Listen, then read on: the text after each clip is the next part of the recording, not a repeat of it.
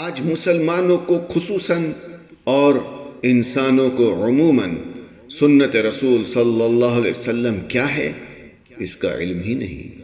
عمل تو بہت دور کی بات ہے۔ آج لوگوں نے سیاست دانوں کو اپنا آئیڈیل بنا کر ایک دوسرے کی غیبت کرنا شروع کر دیا۔ اکثر مسلمانوں نے سنت رسول صلی اللہ علیہ وسلم کو ترک کر کے ابلیس کی پیروی شروع کر دی۔ اللہ سبحانہ وتعالی ہمیں ظاہر و باطن اپنے حبیب محمد مصطفیٰ صلی اللہ علیہ وسلم سے محبت کرنے کی توفیق دے اور سنتوں پر عمل کرنے کی توفیق دے۔